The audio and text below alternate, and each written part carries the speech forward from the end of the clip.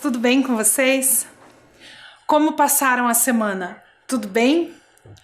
Eu adorei essa semana e as pesquisas que eu fiz para a nossa aula de hoje.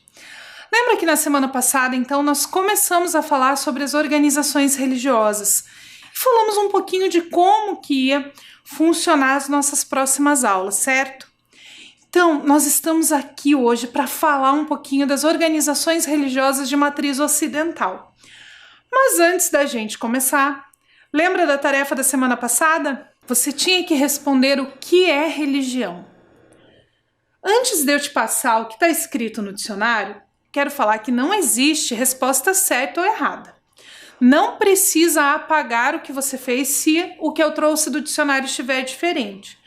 Porque em cada cultura, em cada comunidade, essa palavra ela vai ter um significado diferente. E religião pode ser muitas coisas. Então, o que você escreveu aí, guarda, não apaga, não é porque o do dicionário está diferente que o seu está errado, combinado? Mas vamos ler o que o dicionário fala sobre religião?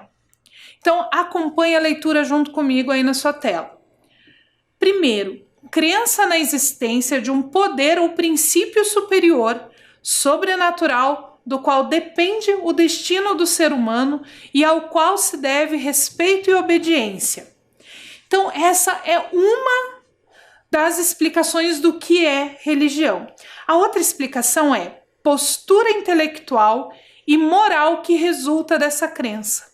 Então, nós temos aqui duas explicações do dicionário sobre o que pode ser religião.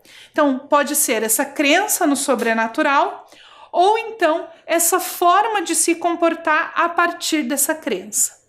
Mas o dicionário não traz só isso. Nós temos mais um pouquinho lá. Acompanhe a leitura comigo.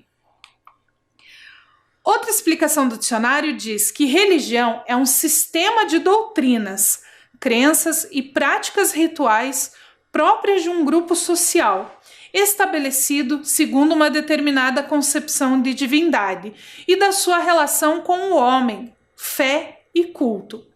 Então aqui é mais perto do que a gente entende por organização religiosa, que são aquelas que têm um nome específico, que tem uma série de regras, de doutrinas a serem seguidas. Essa é a explicação mais comum de nós encontrarmos, principalmente quando a gente fala do nome das religiões, do nome dessas organizações. Mas o dicionário não traz só isso, temos mais um pouquinho lá sobre o que é religião. Outra explicação do dicionário diz que religião é o culto que se presta à divindade, consolidado nesse sistema de crenças. Então, para essa explicação, aquele momento de culto também é uma forma de religião. E por fim, o dicionário traz que é a observância cuidadosa e contrita dos preceitos religiosos, devoção, piedade e fervor. Então, tudo isso que o dicionário traz faz parte desse sistema de crenças, que é essa forma de acreditar e essa forma de se relacionar com o que se acredita. Por exemplo, se nós pensarmos dentro do cristianismo, o cristianismo é uma forma de crença, de acreditar na figura de Jesus Cristo como o Salvador da humanidade. Mas dentro desse sistema nós temos várias religiões diferentes, com doutrinas diferentes, com regras diferentes e até formas de acreditar nessa figura de Jesus diferentes. Se nós pegarmos, por exemplo, dentro do cristianismo, nós vamos ter o catolicismo, o protestantismo. Dentro do protestantismo nós temos várias formas diferentes de se organizar. Por isso que eu disse para você que religião é muito difícil da gente definir. Por isso não existe uma resposta errada, porque podem ser várias coisas associadas. Combinado? Então agora que você já viu o que é religião, nós vamos falar sobre religiões ocidentais. Mas o que será que são religiões ocidentais? Se nós pensarmos somente no mapa e numa divisão entre ocidental, oriental, norte e sul, nós vamos ter uma divisão parecida com essa imagem. Como se eu tivesse pegado lá o mapa, né, o círculo que representa o planeta Terra, e dividido com uma régua. Mas isso seria uma divisão somente de espaço. Ela não estaria condizente com a cultura das pessoas, com a crença das pessoas. Pensando nisso, a nossa divisão de matrizes em oriental, ocidental, africana e indígena, ela não é dividida só pela região onde a pessoa está, onde a religião surgiu, onde a religião está presente. Essa divisão foi feita pensada na cultura, pensando na cultura desses povos. Alguns anos atrás, nós tínhamos um problema muito grande no planeta Terra de guerras. Não que as guerras tenham acabado, hoje nós ainda temos guerras, mas um pouco menores, envolvendo um número menor de países. Mas nós tivemos uma guerra chamada Guerra Fria. E esse período de Guerra Fria, que você vai estudar muito ainda nas aulas de história, foi responsável por repensar essa divisão entre oriental e ocidental no campo da cultura. Um dos estudiosos disso, José Henrique Bortolucci, o que o José Henrique Bortolucci explica para a gente é que com esse advento da Guerra Fria, essa divisão passou a ser repensada a partir dessas instituições e desses valores. E o mapa da divisão entre oriental e ocidental ficou mais ou menos assim. O que está em azul é, então, o modo de pensar ocidental. E as religiões ocidentais também estão presentes nesses espaços. O que está em vermelho é o que comporta, então, o Oriente. E aí nós temos ainda a questão indígena e a questão afro, que nós vamos trabalhar em outras aulas. Então, só para você ter uma ideia de onde vem ou de onde estão essas religiões que nós vamos falar hoje, estão nessa parte azul do mapa. Nós vamos falar um pouquinho sobre religiões que vieram desses espaços. Aí você vai dizer para mim assim, mas professora, eu moro no Brasil, que está ali na parte branca, e a minha religião é uma dessas que você falou hoje. Sim, aqui no Brasil nós temos religiões de todas as matrizes. Como o Brasil foi um país colonizado por europeus e depois vieram muitos imigrantes, quando essas pessoas vieram para cá, elas trouxeram também a sua religião. Então aqui no Brasil nós vamos ter religiões ocidentais, orientais, africanas e também ainda resquícios das religiões de matriz indígena, que era quem já estava aqui antes dos colonizadores chegarem, que são as religiões que já estavam presentes no período de colonização. E aí, todo mundo que vinha chegando no Brasil trazia também a sua religião. Por isso nós temos tanta diversidade religiosa aqui no nosso país. Nós tínhamos uma pessoa muito importante, que foi Martinho Lutero. Martinho Lutero era um padre, mas ele não estava muito contente com algumas coisas que estavam acontecendo. Então, ele escreveu algumas teses e passou então a fazer esse movimento que foi conhecido como Reforma Protestante, essa nova forma de pensar a crença no cristianismo. Então, Martinho Lutero, ele trouxe algumas questões que foram muito importantes para a construção da igreja luterana, que depois deu origem a várias outras igrejas protestantes e evangélicas que nós temos até hoje. E mesmo a igreja luterana existe até hoje. Aqui no Brasil nós temos várias sedes, vários representantes da igreja luterana, que foram os imigrantes alemães que trouxeram para cá quando eles chegaram aqui no Brasil. E uma das questões que incomodava muito Martinho Lutero, lá na Alemanha, é que a Bíblia era escrita em latim. Mas aí vamos pensar assim, lá no século XVI, muitas pessoas não sabiam ler e escrever. E das pessoas que sabiam ler e escrever, se eles estavam na Alemanha, eles aprenderam a ler em alemão, não é mesmo? Mas a Bíblia estava em latim. E mesmo algumas missas eram rezadas em latim. E a preocupação do Martinho Lutero era que as pessoas não podiam ler sozinhas a Bíblia. Elas tinham que ir até a igreja e acompanhar a leitura do padre. Então, a primeira coisa que o Martinho Lutero pensou foi na tradução da Bíblia para o alemão. E até hoje essa Bíblia é conhecida, a Bíblia de Lutero. Inclusive a primeira tradução fica em exposição no museu. Ele traduziu a Bíblia para o alemão, para que as pessoas que sabiam ler e escrever tivessem acesso a essa leitura, pudessem também ler a Bíblia. Então, essa é uma das grandes contribuições, além de muitas outras, lógico, mas da religião luterana, dessa reforma de Martinho Lutero, para que a gente tivesse acesso também à leitura. E hoje nós temos a Bíblia traduzida em muitas e muitas e muitas línguas. É uma infinidade de traduções da Bíblia. É o livro mais traduzido do planeta. Mas, passados alguns anos, surgiu uma outra preocupação. Uma preocupação lá na igreja wesleyana.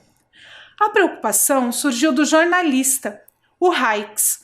Ele percebeu que no horário dos cultos, as crianças ficavam na rua. Porque o culto ele era destinado aos adultos e muitas crianças não tinham paciência para ficar nesse culto.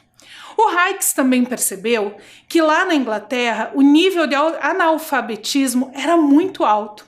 Muitas pessoas não sabiam ler nem escrever.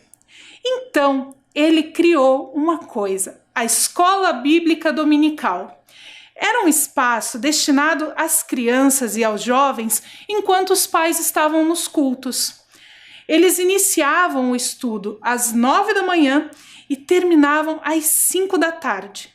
Às vezes começavam um pouquinho mais tarde em algumas comunidades. Mas o Hykes percebeu que além de ficar com essas crianças e esses jovens nesses espaços, era importante ensinar eles a ler e a escrever. Então, a Escola Bíblica Dominical tinha estudo da Bíblia e aulas de redação, de leitura e de escrita. Esse movimento deu tão certo que ele se popularizou. E em pouco tempo, toda a Europa já tinha escolas bíblicas dominicais nas suas igrejas. Essa ideia foi levada para os Estados Unidos e logo chegou também aqui no Brasil. E até hoje as igrejas evangélicas têm, as igrejas protestantes, escola bíblica dominical. Hoje esse espaço não se destina mais a ensinar as crianças e os jovens a ler e a escrever, porque eles já fazem isso na escola. Mas esse movimento agora é para estudo da Bíblia, focado mais na forma de pensar das crianças, porque o culto é destinado aos adultos. A forma, muitas vezes, que o pastor se expressa, as crianças não conseguem entender. Então, essa escola bíblica dominical tem uma linguagem própria para atender as crianças de acordo com a idade.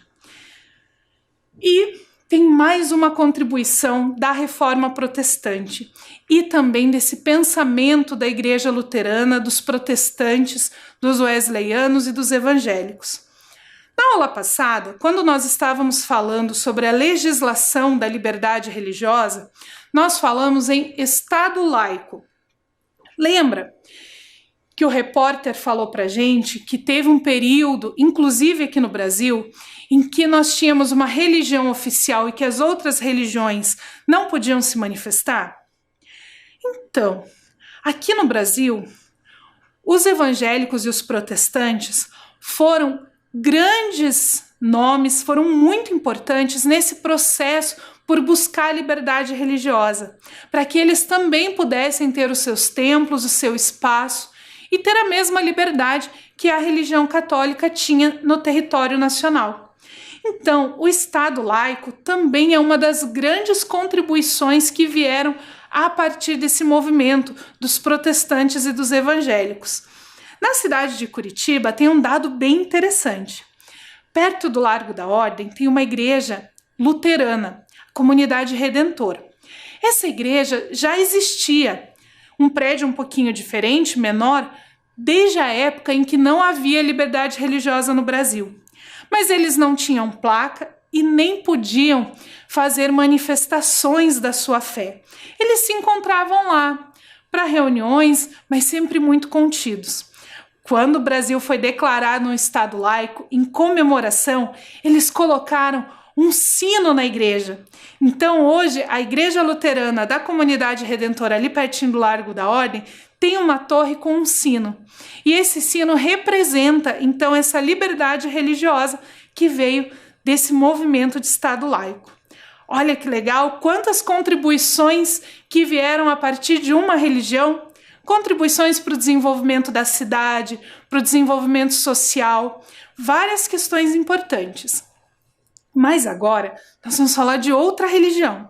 E eu vou convidar você para, junto comigo, aprender um pouquinho sobre o Espiritismo e algumas contribuições dele para a nossa sociedade. Pessoa muito importante para o movimento espírita, para essa doutrina, essa religião, que foi Allan Kardec. Allan Kardec, então, foi a pessoa que decodificou o Espiritismo. Não foi ele quem criou o Espiritismo. Ele apenas redigiu esse conhecimento em forma de livros para que outras pessoas também tivessem acesso. E o movimento espírita também tem inúmeras contribuições para a nossa sociedade, para a forma como nós nos organizamos. Um deles é o princípio da caridade. Allan Kardec dizia que fora da caridade não existe salvação. Mas o que será que é caridade? Caridade é aquele sentimento de ajudar o próximo, de dividir com quem tem menos, aquela busca por fazer o bem para todas as pessoas. Então, é muito comum nós vermos dentro das comunidades espíritas, dentro das casas espíritas, esse sentimento de caridade, de doação. A doação pode ser em forma de ajuda financeira para quem precisa, em forma de alimentos, em forma de conhecimento e, às vezes, até uma palavra amiga naquele momento que a pessoa precisa. Essa doação é uma doação daquilo que você tem de sobra ou daquilo que você pode dividir. E muitas vezes o que nós podemos dividir é uma roupa, é um alimento ou um abraço. Então, essa ideia de caridade é muito importante dentro do Espiritismo, pois, como disse Kardec, sem caridade não há salvação. Então, muitos dos movimentos sociais seguem esses princípios espíritas da caridade, da doação. Uma outra questão muito importante do movimento espírita, da doutrina espírita, é a difusão do conhecimento. A doutrina espírita é uma religião, é ciência e é uma filosofia. Dentro das casas espíritas, você não vai ouvir, por exemplo, eles te convidarem para a missa, para o culto, eles vão te convidar para palestras. Essas palestras, elas podem trazer os conhecimentos religiosos, podem trazer conhecimentos filosóficos, conhecimentos científicos. São palestras que trazem muito conhecimento para esse desenvolvimento do ser humano também pelo conhecimento. Então, a difusão do conhecimento é uma questão muito importante dentro da doutrina espírita e contribui muito para várias áreas da sociedade, não só para quem segue a religião. Nós temos vários programas de televisão, programas de rádio que trazem esses conhecimentos para quem quiser ouvir, não só para os seguidores do Espiritismo, mas também para toda a população. Essa difusão do conhecimento é um dos princípios também desta religião do Espiritismo. Os espíritas também lutaram muito pela liberdade religiosa, pelo reconhecimento enquanto organização e para ter o seu espaço. Durante muito tempo foram alvo de muito preconceito, justamente pela falta de conhecimento das pessoas do que eles realmente faziam. Então, com esses projetos de caridade, de difusão do conhecimento, eles também ajudaram nessa construção da liberdade religiosa e do Estado laico. Aqui no Brasil, nós tivemos uma pessoa muito importante na difusão do conhecimento e na caridade, em tudo que o Espiritismo representa, que foi Chico Xavier. Chico Xavier é reconhecido não só como espírita, mas também como um dos grandes líderes religiosos aqui no Brasil. Então, agora que você já aprendeu um pouquinho sobre as contribuições do protestantismo e do espiritismo na sociedade, na construção das cidades e no desenvolvimento das cidades, a gente vai ver um pouquinho do que você pode fazer. Então, a sua tarefa de hoje é pensar e escrever como você pode ajudar, como você pode contribuir para o desenvolvimento da sua casa. Lógico que nós em casa não temos como contribuir tanto no desenvolvimento da cidade como uma religião consegue, mas nós podemos começar na nossa casa. Então, anota lá a sua tarefa e durante a semana você pensa em como você pode contribuir para o desenvolvimento aí da sua casa, da sua família, combinado?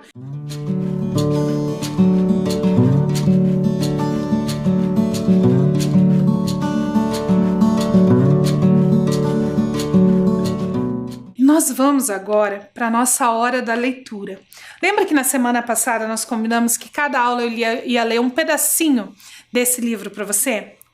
Então, esse livro vai ajudar também você a pensar aí nessa sua atividade, em como que você pode ajudar o próximo. Então, só para a gente lembrar, o nome do livro é Onde Existe Amor, Deus Aí Está. Quem escreveu esse livro foi o russo Leon Tolstói. Então vamos ver o que aconteceu hoje com o nosso personagem?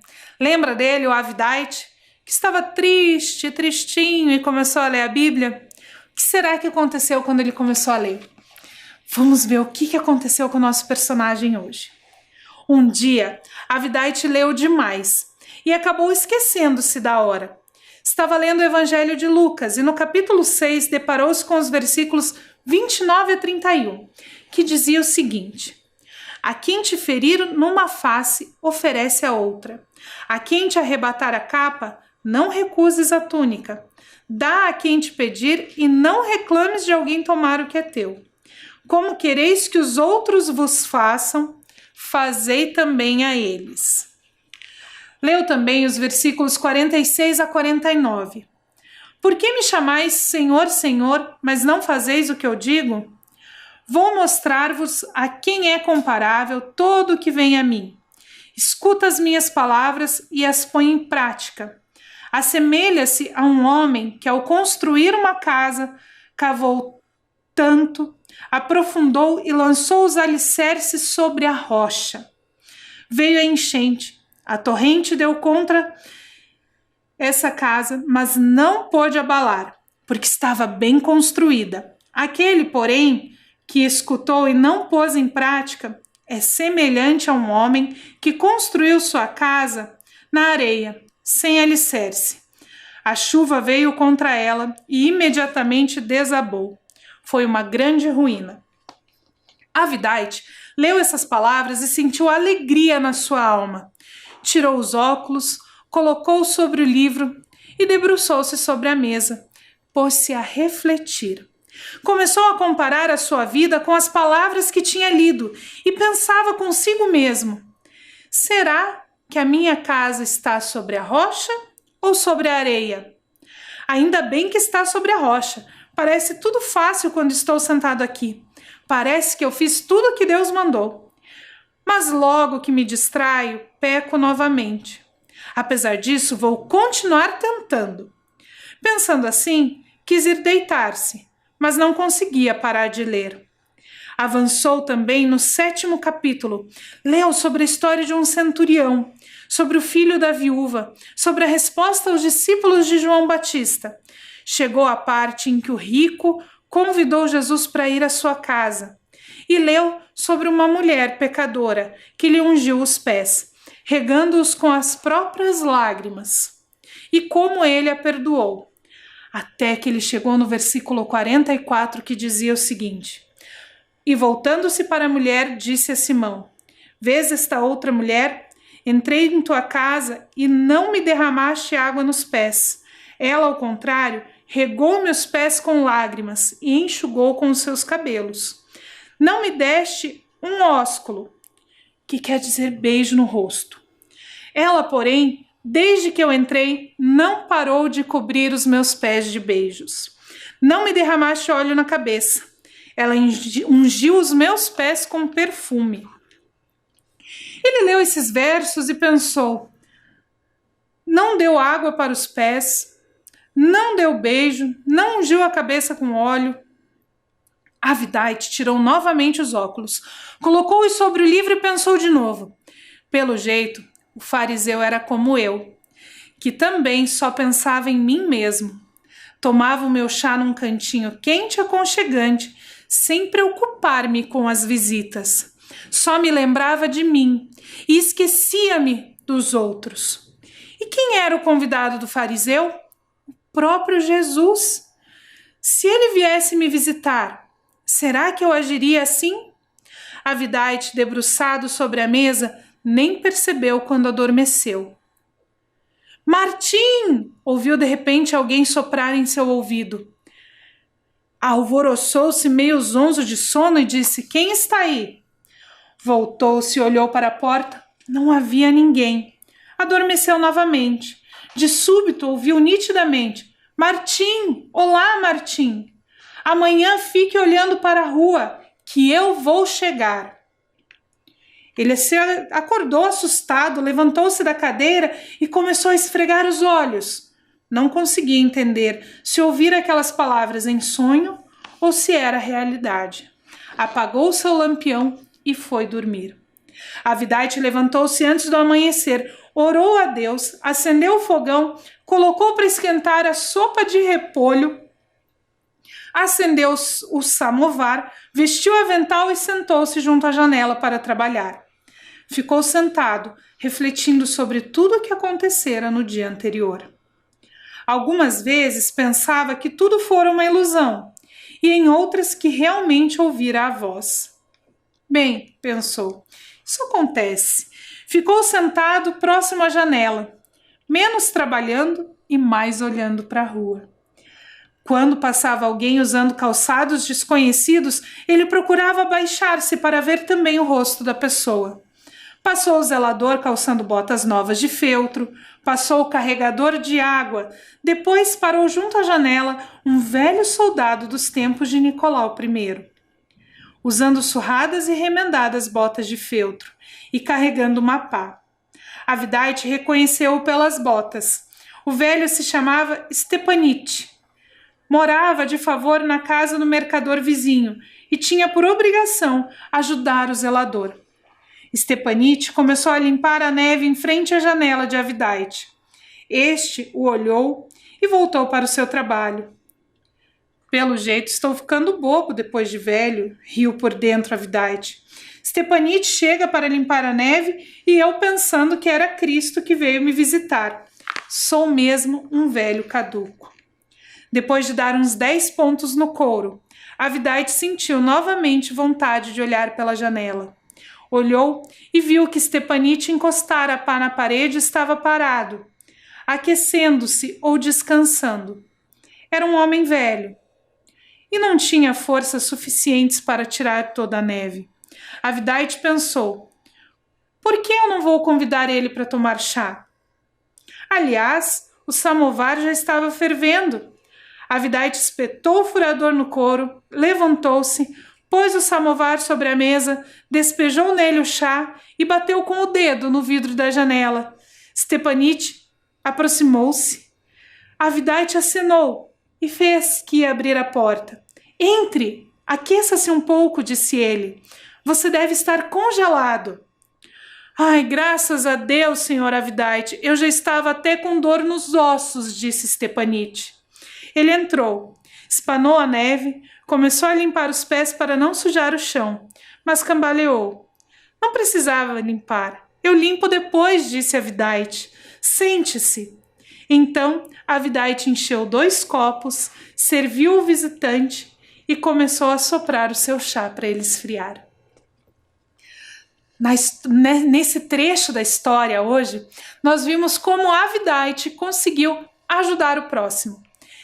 Só uma ideia aí de como que você pode pensar na sua tarefa dessa semana, como que você pode, então, ajudar o próximo. Com isso, nós encerramos a nossa aula de hoje.